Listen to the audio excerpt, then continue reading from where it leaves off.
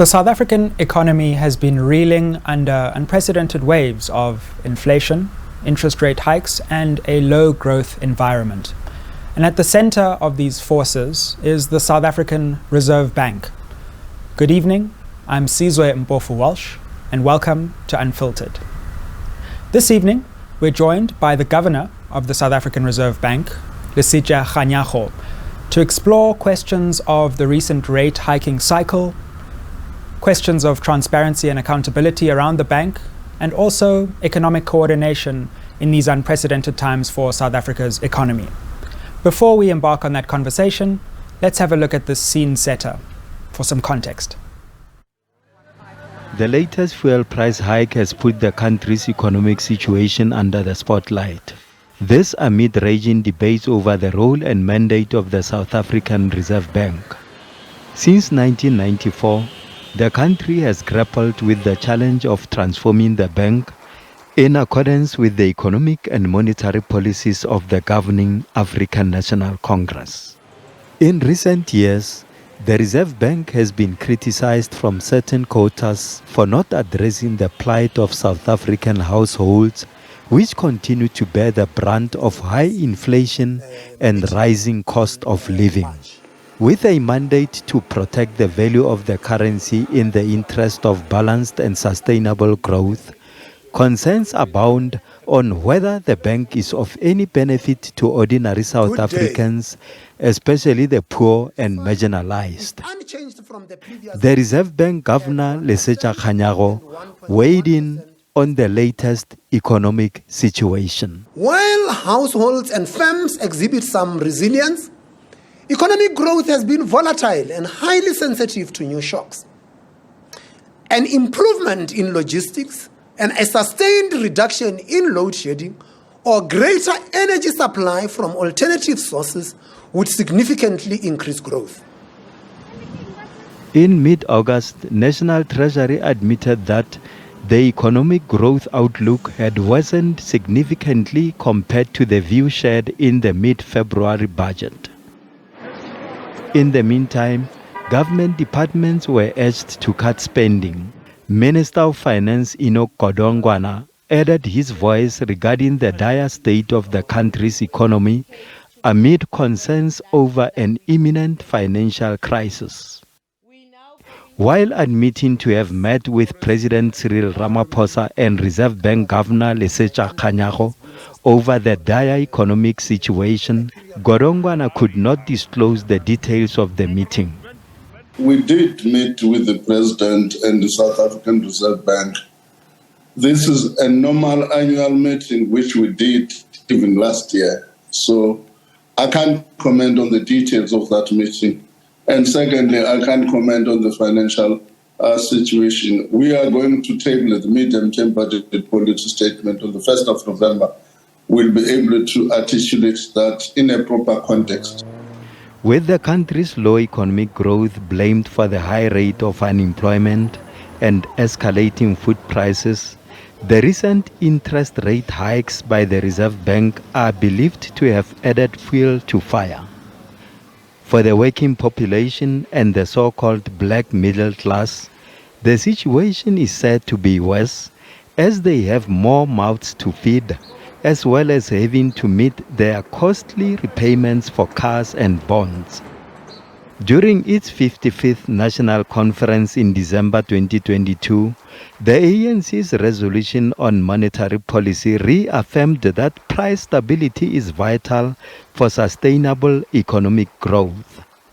It also resolved that the Reserve Bank should implement monetary policy in a balanced manner, taking into account growth, employment, and exchange rate factors. Andrew Mokhatle, Unfiltered, SABC News. Governor Kganyago, thank you so much for joining us on Unfiltered. It's wonderful to have a senior official prepared to take interviews, which is becoming increasingly rare. And you've been someone who's done many interviews, so we appreciate your time. Good evening. The recent rate hike cycle, which has come to an end over the last two cycles, has been something unprecedented, given unprecedented economic times. But some people have said that the bank went too far in its caution in raising rates given the inflationary environment. What do you say to the criticism that the bank was too overzealous in its actions to constrain inflation? I think that with hindsight, developed economy central banks discovered that they acted too late. We started responding to inflation in November 2021. Latin American central banks acted a little bit earlier than ours. They started in April of 2021. The adjustments to the policy rate from 2021 was really in baby steps. We were moving at 25 basis points at every meeting, precisely because the economy was just recovering from COVID lockdown, and also that the environment was such that we thought that inflation, whilst rising, is not rising as fast as it had in the past. And now, so when people ask and say that were you overzealous, the question that comes, have we acted too late, or are we acting too aggressively? 2 points I would like to offer. One is that every peak in interest rates in South Africa, at every interest rate hiking cycle, has been lower than the previous peak. So the previous peak was in 2009, 2010, and it was in double digits. Where we are now, the policy rate is at 8.25. So it is lower than the previous peak. So I can't see the overzealousness there. Secondly, is that inflation peaked in July last year at 7.8%.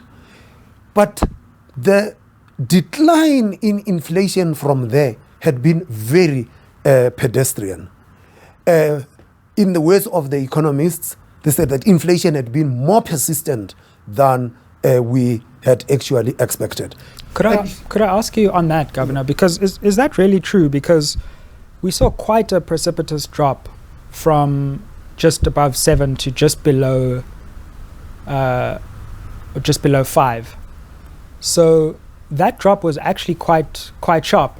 It's true to say that for now things have actually stabilized, but why didn't we act when the drop was so sharp over that 4-month period, when it looked like things really were coming back to a stable level? The drop looked as sharp as some of the rises. No, the drop was not as sharp from the peak.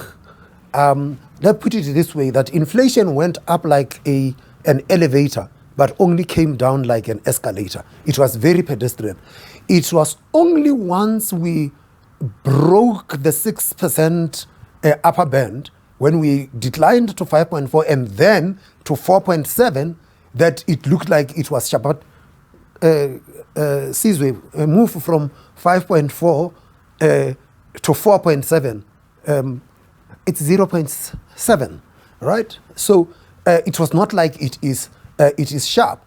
But the next reading was a rise in inflation to 4.8. Again, nothing to write home about, just by 0.1.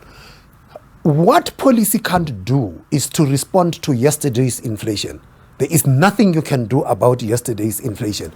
We have got to be looking at the inflation ahead of us. So when the inflation hit 7.8% last year, there was actually concern, because at that time, inflation was higher than the repo rate, meaning that we were running negative real interest rates.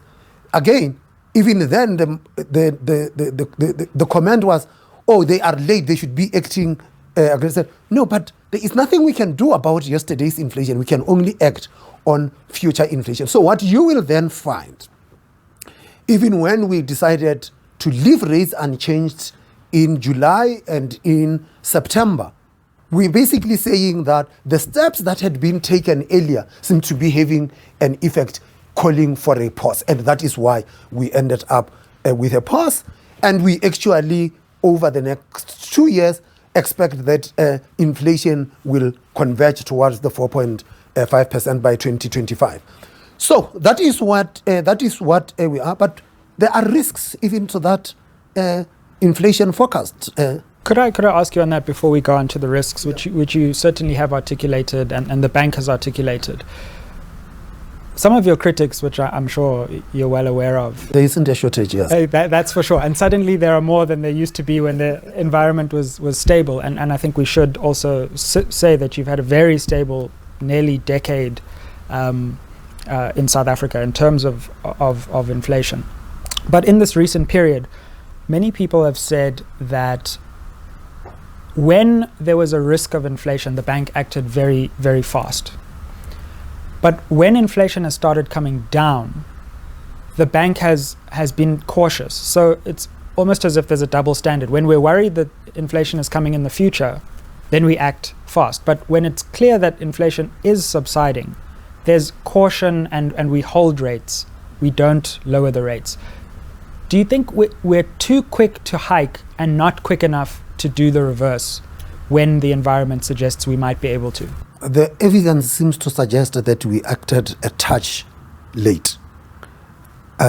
We started acting in November 2021, and we were moving at small steps, 25 basis points, 25 basis points, 25 basis points. And as it later turned out that the 25 basis points were not enough, that is why at one stage we ended up even doing 50 basis points. And it was just reflective of the situation. You say inflation is coming down, why not act as fast? Well, the job is not yet done. There are still risks on the horizon, and that is why we decided we would rather take a pause and see what is actually happening. And interesting thing is that the central banks in the advanced economies this time around seems to have almost taken a cue from the emerging market economies, because emerging markets were first up moving of the interest rates.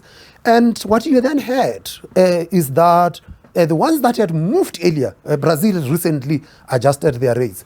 But why they ended up adjusting their rates? Well, the policy rates in Brazil are 13%. In South Africa, we are at 8.25, and so they have the room to adjust. And to be fair, countries like Turkey, which took a different turn, have suddenly turned around and massively increased their rates, and maybe that... We don't want to be Turkey, right? Sure. And so some may say international actions have vindicated the bank's stance. Of course, others criticize that. I guess the one question, though, when we compare ourselves to even other emerging markets, is when we look at our particular unemployment situation and the effects of inflation and interest rates on unemployment, we have a particular human cost that's associated to the rising of interest rates and, to be fair, inflation. Is the bank mindful of the human cost of the raising of interest rates and the effect that can have not just on the cost of living in households, but the unemployment crisis that is peculiar to South Africa? I'm sure you would have realized that there isn't a statement of the Monetary Policy Committee that would go out and does not talk about employment and does not talk about growth. And it is important to talk about those because those things interact. But then you also talk about interest rates and rising cost of living. I would like to unpack that. And the way I would like to unpack it is that interest rates are not the cause of the rising cost of living. Interest rates are a response to the rising cost of living. The cost of living rises because inflation was on the rise. And because inflation was on the rise, people's incomes have been eroded and have not been able to keep pace with the rate at which prices were increasing. And so that is the first aspect. The second aspect is that through interest rates affect borrowers. You and I, we are borrowers. Interest rates affect borrowers. The bottom line is inflation affects all of us. Borrowers, savers, even the unemployed gets affected by inflation because they must still consume, right? And so you have that aspect. And so let's take this further because it says the pain that is felt, and we do not take pleasure in South Africans having houses repossessed and cars repossessed. These are real stories of an uncle, a brother, an aunt, a sister who is at the receiving end of this. But what would be the counterfactual here is what we end up having to deal with. Right. That if we were to leave inflation to continue on its trajectory, it leads to an even bigger pain for those people. Let's leave it there for now, Governor. We're going to go to a break, and when we come back, we'll talk about questions of accountability as they relate to the Reserve Bank. Stick with us.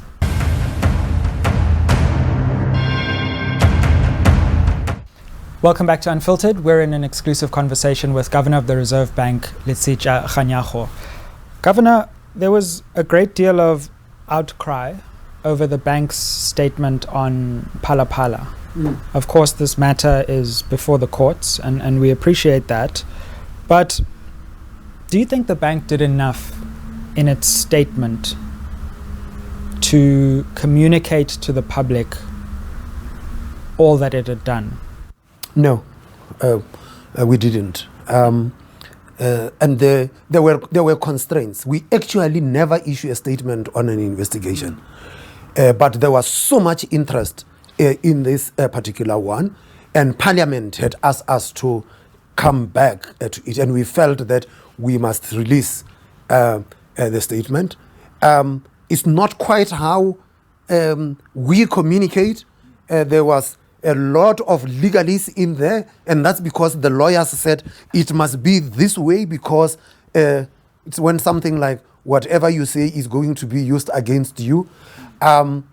What has now eventually happened, because we have been taken to court, it would enable us to table the full report, including the steps that had been taken in the investigation and the documentation that we used in the investigation. And we think that this ventilation in court will actually put the matter to rest. That's actually quite interesting to hear, Governor. You say that, and I guess, are you saying in hindsight that you thought that you would have done the communication slightly differently? I would have preferred to do the communication better, because the way in which even as in this interview, I don't like using big terms, but lawyers love their terms, and they wanted the statement in a particular wording. Well, I think we've all learned the term perfected transaction now. That's for sure. I didn't know about it until we had to deal with this investigation. I suppose one other question around that is why the investigation took so long. It took a year. When I looked into the statement, it said you looked at dozens of documents and hundreds of pages, and I appreciate dozens of documents is a lot, but hundreds of pages, a year, that seems like quite a long time to look at just dozens of documents over hundreds of pages. Well, there were also interviews that had to be taken, and including having to deal with somebody who is in Dubai and not in South Africa. So you did interview and speak to Mr. Hazim? No, we actually ended up not interviewing him. But the point here was that there were lots of interviews that had to be done, and you do the interview and you do a subsequent interview and so forth. And there's a lot here. We had to take legal advice at every step of the way. And that takes time. The Hawks are still busy with their investigation, and they started before us. Sure, and I think, to be fair, you've been quite clear on what your mandate is, and you haven't wanted to creep outside that mandate, and maybe that's something to be welcomed. I suppose there is a deeper question, even outside of Phala Phala, about the extent to which someone can transact in a foreign currency. And the question I really want to ask you, which I haven't heard you being asked, is, given your mandate to defend the rand, and that doesn't just mean defending the currency and its exchange value, it actually means the integrity of the currency as well. Do we want to end up in a situation where people transact in our country using foreign currencies in cash?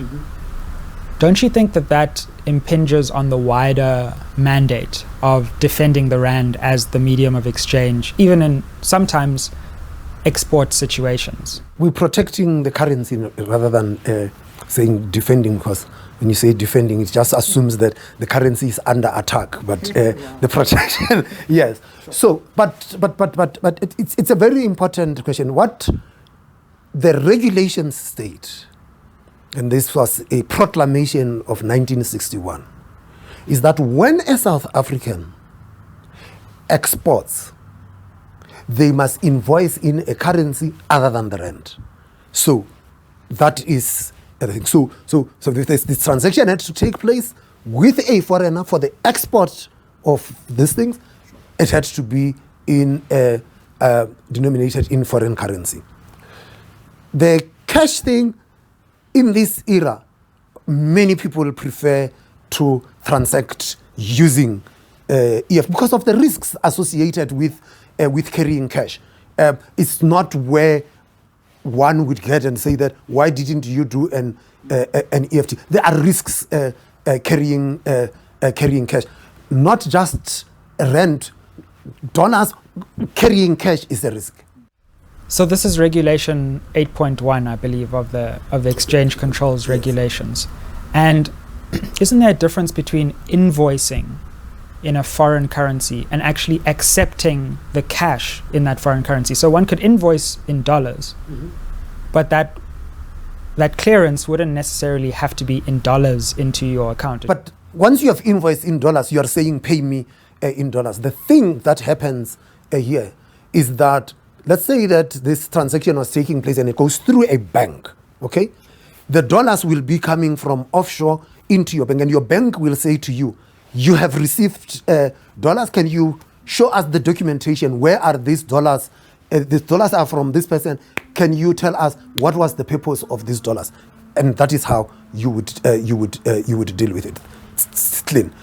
And you saying that, and then at that point, your bank will then say that you have got so many days to convert these dollars into rand, or failing which you can put them in what is called the customer foreign currency account, which you can have in your bank if you are an exporter.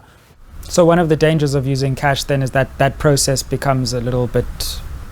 Well, as you have seen in this particular case, the cash walked. That's for sure. What about the court action, Governor? What happens if the court actually says this should have been made public, or actually finds that the legal reasoning in the report is found wanting? Well, if the court finds that, it is as it pleases the court. But the advice that we have taken throughout the investigation was that we have got a correct interpretation of the regulation, and we would have, the report, if we didn't have the legal constraints, we would have released the report and let the report speak for itself. But now that we are going to court, we actually would have to submit the report as part of our record of decision. And then the report then becomes public because courts are public institutions. It's commendable that you're happy to do that, because we've seen public institutions even try to prevent the release once things do go to court. Could I ask you about the overall environment of political pressure? Because on the one hand, to be fair, you're investigating a president, and whether the pressure is spoken or unspoken, that's a difficult thing to do. But on the other hand, you have those who are the president's opponents who are very keen to see what they believe is accountability for this. Do you believe you're operating in an environment of unprecedented political pressure as the bank in this moment? political pressure has always been brought on the bank. And I would say to you, in the current environment, actually, the pressure is not as much as it was in 2017, 2018. How did we shield the institution? We decided that as the executives of the bank, we will not be involved in the investigation. We said to the investigators, tell us what resources you need and we will avail the resources. We availed them the resources and we said to them, you go, you investigate, you come with the report. They came with the report. We asked questions of law and said that we want legal opinion on this, we want legal opinion on this. Those were confirmed. We didn't change a word of that report from what the investigators have actually brought. The only call for our investigators was understand and stick within our lane. The money comes into the country. At the point of entry, the money must be declared to customs officials. So that's SARS and Home That's SARS. And SARS will say that. Secondly, the transaction takes place. It involves foreign currency, exchange control regulations. That is our responsibility. Thirdly, there is cash. Cash of that magnitude might trigger a suspicious transaction report if it was going into a bank. That is for the FIC to deal with. Our job is to deal with, was there a breach of exchange control regulations, yes or no? We left the investigators and we gave them the space and we had to protect them. And so when the report then had to go before Parliament, because Parliament said that we must appear before Parliament, I appeared before Parliament. I kept my investigators, we protected them. When we get to the courts, they would be the people who will be deposing the affidavits because they are the people who had been involved in the investigation. President is always daunting, especially if it is a sitting president. Investigating a former one comes with its own things. And we decided we are going to keep our investigators shielded from any pressure that could be exerted. To be fair, didn't get any call from the Minister of Finance or from the President about these things.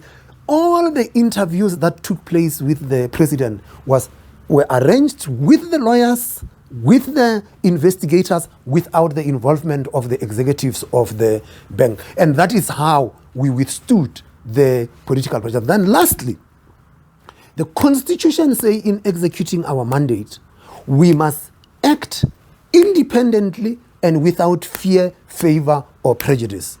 And the question that, yes, and I expect nothing less from my investigators. I expect that they would act independently without fear, favor, or prejudice. And one looks at the thing and says that the test was a very simple one from our lawyers. Our lawyers, when the President asked for an extension, they asked, simple test. If it was anybody else, would you have done the same? If the answer is yes, then do it. So with our indication to our investigators was that you must treat the President the same way that you would have treated anybody else who would have been suspected of breaching our regulations. Absolutely. We're in conversation with the Governor of the Reserve Bank, asking questions of policy and the bank's recent decisions in an unprecedented economic situation. We're also speaking to the bank about questions of transparency and its handling of very sensitive investigations, particularly concerning the sitting president. After this, we'll come back and ask some deeper questions about the role of the bank, the legislative framework, and indeed the legacy of Governor Kganyago as his term comes to an end in November next year. Stick with us as we explore those topics.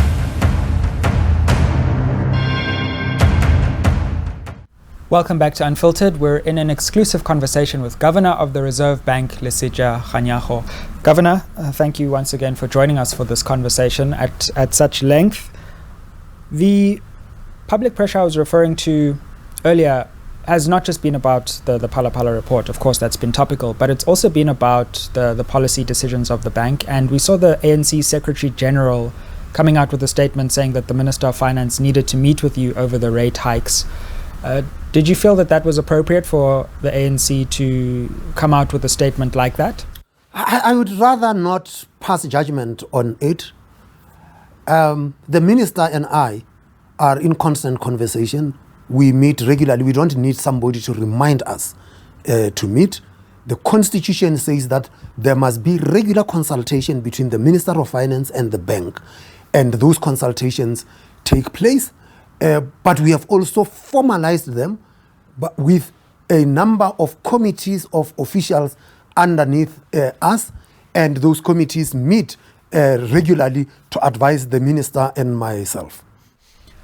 In terms of the deeper mandate of the bank, if I could turn to that, there's been a lot of talk about ownership. I'm going to park that to one side because you've addressed it and many others have addressed it.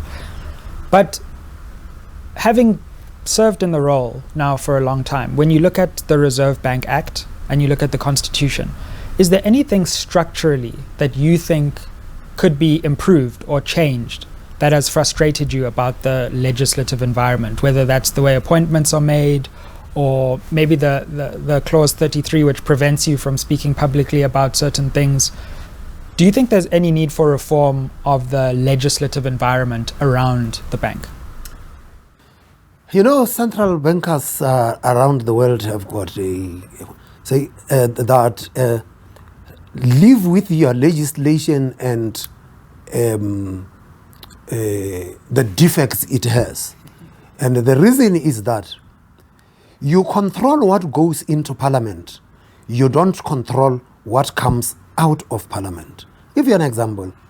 In 2009, 2010, the Reserve Bank felt that they must go to parliament with a piece of legislation, amendment to the legislation, and that amendment was basically saying that the legislation as it stands now says no one can own more than 10,000 shares. And but there was a loophole that some people would buy shares as families, and so they are in a pool. And we said, no, it must be amended to take that away. And then you took that and you went to parliament. It was a very simple amendment. Before we knew it, we were stuck with additional amendments to the legislation. So we would almost like live with. There is nothing in this act that inhibits our ability to execute on our primary mandate. We have got all the tools that we need in terms of the legislation. We are fine with that. But the Constitution says that we shall also do other things that are ordinarily done by other central banks. So the Financial Sector Regulations Act gave us a price stability mandate. The National Payment Systems Act gives us responsibility for the payment system. The Banks Act gives us the tools to regulate the banks and so forth. So the legislation as it stands, it does not constrain our ability to execute our mandate. The composition of, I think, is it 7 effectively publicly appointed and 7 shareholder appointees? It's 8 appointed by the president. 8-7. Yeah. 8-7. Yeah. Do you feel that balance is appropriate with the balance between maintaining the stability of the financial sector but also your public-facing mandate? The thing about the board is that the board has got no say in policy. It has got no say in financial stability policy. It's got no say in prudential policy. It has got no say in monetary policy. It's a pure governance board. It's a board that is there to make sure that the governor does not give himself a big increase and so forth. So it's a governance board.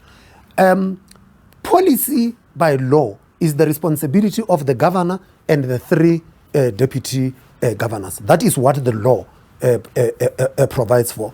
And Sizwe, the board, we have got a fairly vibrant board. It gets renewed now and then because every 9 years people fall off and the new group of people come in. And it's been functioning. The only time that we have vacancies on that board, guess what? It would be that government had failed to appoint on its side. The ones that are elected at the annual general meeting, we have always had a full complement. In terms of questions of the global economy, which you've spoken about throughout your tenure, one of the hot topics at the moment is this question of de-dollarization, especially in the context of BRICS. Now, I think most economists have dismissed the idea of a single currency as, let's put it mildly, at least a very distant prospect. Yes. But there is a question about how BRICS countries, just generally countries in the world, begin to trade with each other in ways that don't require the dollar for that trade.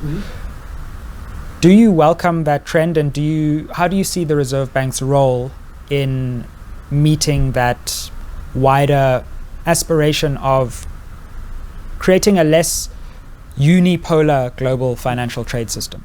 You know, the dollar didn't make itself a reserve currency. The world made it a reserve currency. There was a time when currencies were pegged to gold, and the question was, why just gold? Why not platinum? Why not coal? Why not oil?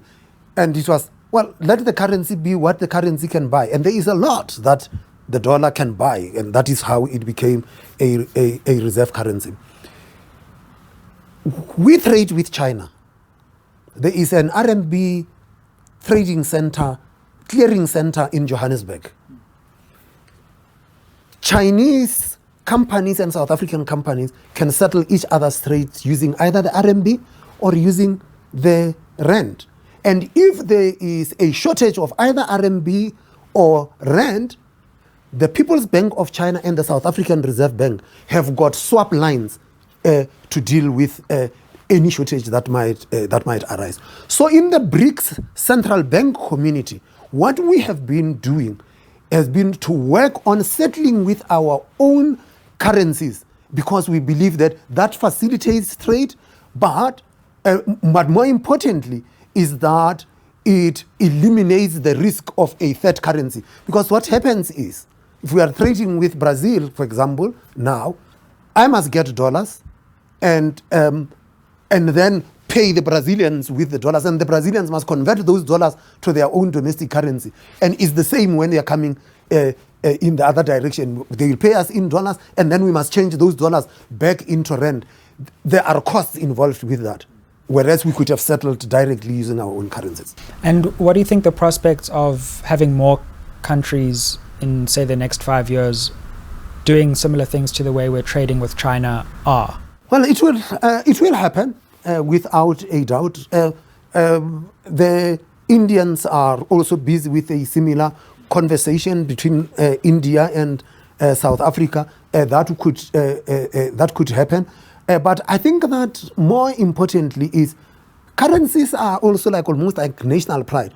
The Chinese are involved in this. They are producing all these RMB clearing centers because they have got a program. They want to internationalize the yuan. That is why they are doing it. They want to internationalize the yuan. So on the African continent, there was talk also of a single currency. Just like the BRICS currency, it's still a way out. We're in conversation with the Governor of the South African Reserve Bank, Mr. Lesetja Kganyago. Stick with us as we ask questions about his tenure and, indeed, his legacy. We'll be back after the break.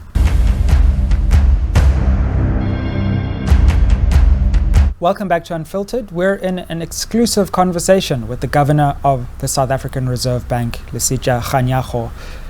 Could I ask you, Mr. Kganyago, your term comes to an end relatively soon, nearly a year away now, November next year. What has been the most challenging part of this term of yours? Oh, the most challenging part was protecting the independence of the institution. I didn't expect. I didn't see it coming. We took it for granted.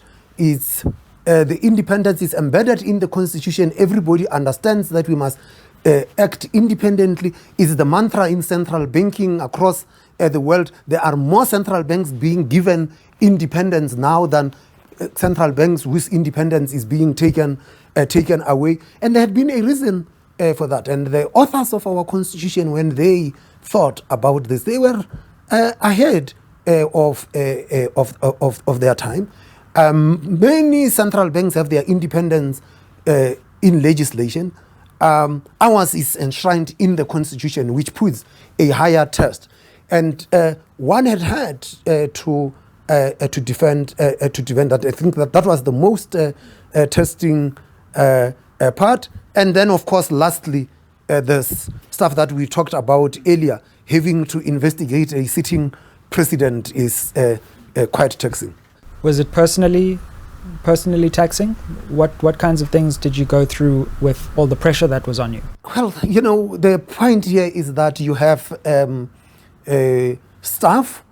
You want to protect your staff. And one minister that I worked for some years ago, a director general I worked for years ago, said to me, always get between the politicians and your staff. Do not allow the politicians to put your staff under pressure. And I had to find myself that, well, I am going to have to be this shock absorber.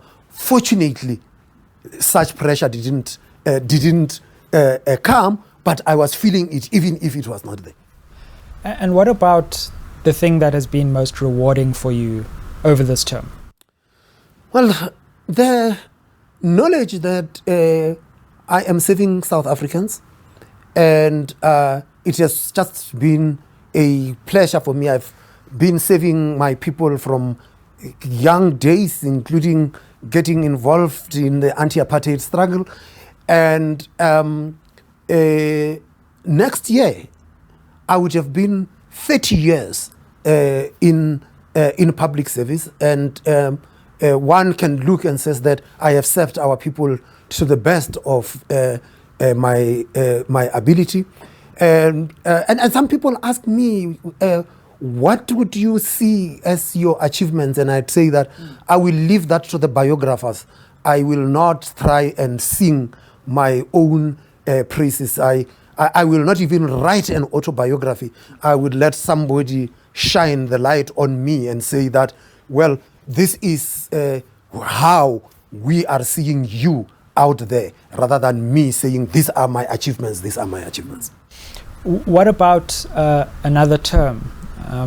Would you consider serving for 35 years in public service and not just the 30?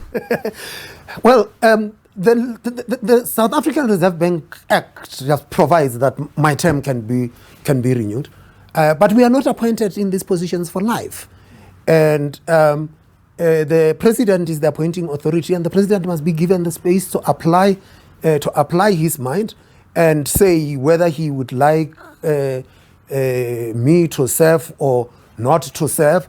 But he must be given the space, and he might say that he wants me to serve, and I'd say to him, I think I have done 30 years of public service. Maybe it's time to move on. It's a conversation that I would prefer to have with him rather than in public. But you wouldn't rule it out completely? No, I wouldn't rule it out. Right. What do you think the legacy of this particular term of yours will be, and what do you think future central bank governors will have to learn from your particular period in office, at least this one? It's been a tale of two terms. In the first 5 years that I was governor, central banking was confronted with different challenges. The developed world was confronted with inflation being almost zero, and in some instances even negative, and they were faced with zero interest rates. it was a different challenge.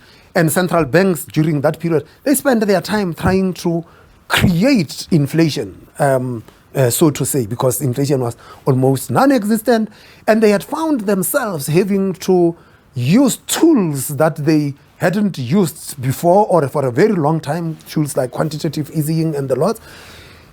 That was the one. The second 5 years, those things were still there, but I think without a doubt, the defining period had to be dealing with the COVID-19 pandemic.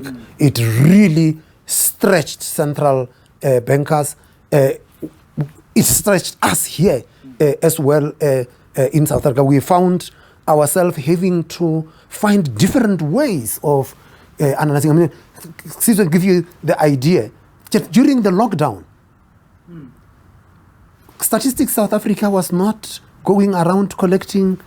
So you were acting on the basis of the best knowledge. So we found ourselves having to use Google mobilities and all of that to try. We even developed a measure internally that we called the truckometer, which just measured how many trucks are going past the gantries and so forth, to try and get a sense of how much economic activity is still there. So it was a challenging period. And then, of course, as the pandemic ended, having to deal with the resurgence of inflation, which came with different behaviors from what we had seen in the past, and inflation was persistent, and it was like central bankers threw their best at it, and inflation just remained persistent. It's only now that it has begun to come down, and so that is what I would call the tale of two terms. And in the minute we have left, Governor, what advice would you give to anyone who was to occupy your office in the future? Stay true to the mandate. The institution is a creature of the Constitution, and South Africans expect nothing less from the incumbents, and also understand that it is about the institution and not the individual.